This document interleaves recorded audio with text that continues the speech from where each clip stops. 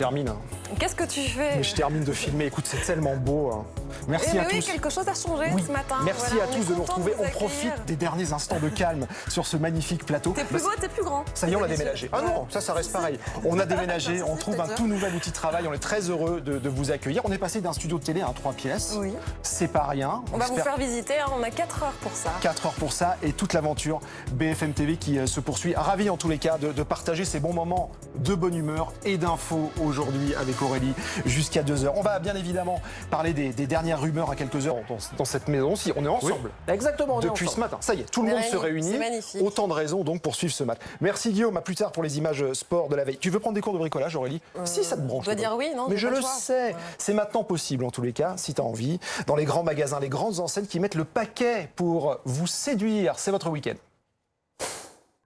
Merci d'être avec nous ce matin, avec un peu d'émotion évidemment. On s'en lasse pas, bienvenue il est beau, notre studio. Dans notre nouveau chez nous. BFM TV vous accueille, un peu plus grand, bien sûr beaucoup plus grand, avec beaucoup plus de confort et toujours de l'actualité au programme avec Aurélie ce matin. Les dernières rumeurs à quelques heures de la formation du nouveau gouvernement, ça discute en coulisses, mais déjà il y a certaines pistes qui semblent se dégager. Et puis dans 10 minutes, on va bruncher enfin. Oh là là, enfin on va manger. Et que ça s'annonce magnifique. Comment réussir son brunch? C'est votre week-end dans 10 minutes.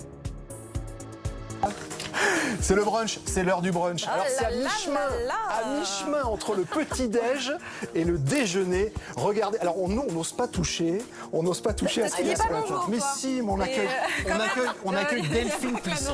Alors Delphine Plisson, fondatrice de la maison Plisson. Challenge. Bon, à quelle heure on commence à manger un brunch? C'est à quelle heure le brunch? C'est quoi l'horaire? C'est à peu près à partir du moment où on a faim, non? J'imagine. On est prêt.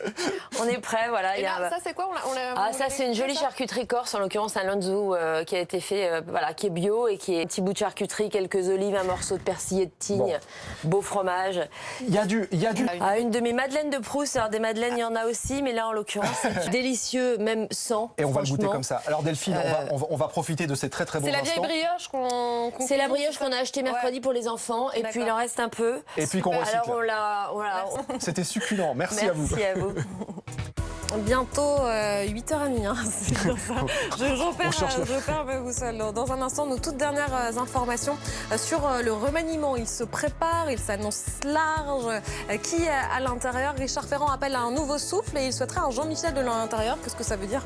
On s'y penche à 8h30. La fin du suspense aux États-Unis. Brett Kavanaugh a prêté serment devant la Cour suprême. Ça y est, il est rentré dans cette Cour suprême au terme d'un processus électoral très très chaotique. C'est l'heure de la pépite avec Nina Godard.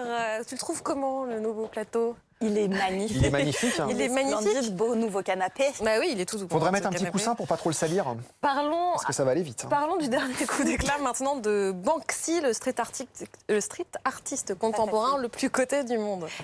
Donc il y avait une œuvre de Banksy vendue aux enchères et au moment du adjugé vendu à 1,2 million de dollars, donc le record, l'œuvre s'est autodétruite façon Mission Impossible. En fait, elle a glissé dans le cadre et le bas du cadre, en fait, il y avait une déchiqueteuse à papier. Donc ce que vous voyez en bas, c'est en train d'être déchiqueté. Et donc ce happening depuis des années, parce que lui, il vend ses œuvres directement, mais aux enchères, c'est que des secondes mains, en prévision d'une vente aux enchères de son œuvre. Alors la question que tout le monde se pose ce matin, comment a-t-il fait? Il était dans la salle ou quoi pour actionner un mécanisme, quelque chose? On ne sait pas, parce qu'il y a plein de théories qui existent. Ça serait des chanteurs, le chanteur de Massive Attack, peut-être Damien Hirst, en tout cas quelqu'un qui connaît parfaitement le marché de l'art. En tout cas, il y avait des personnes qui le représentaient dans la salle et plusieurs, puisque dans les vidéos de vue. Donc il y a forcément... C'était bien préparé. C'était bien préparé et depuis des années. Et donc voilà, c'est forcément quelqu'un qui connaît aussi très bien le marché. Elle a pris énormément de valeur, forcément. C'est quelque chose d'unique. C'est jamais arrivé dans l'histoire du marché de l'art qu'une œuvre s'autodétruise pendant les ans. C'est un gros coup marketing.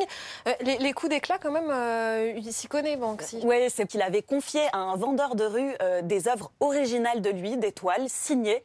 Il les vendait 60 $. Ces œuvres-là, à l'époque, elles valaient...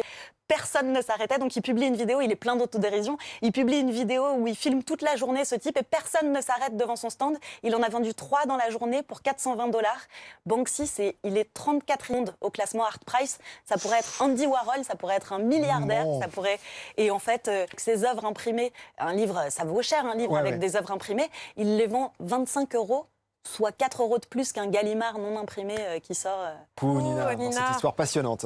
Notre rendez-vous maintenant tous les dimanches avec un passionné, un pionnier aussi.